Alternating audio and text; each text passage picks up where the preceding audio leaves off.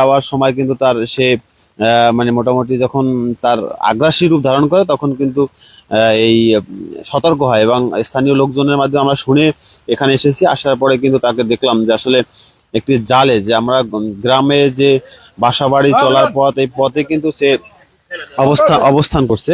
এখানে কুয়াকাটা পৌরসভা animal lovers of Patuakhali, Kuakata Kalapara টিমের সদস্যরা এবং বন বিভাগের সহযোগিতায় কিন্তু আমরা এখানে এসেছি।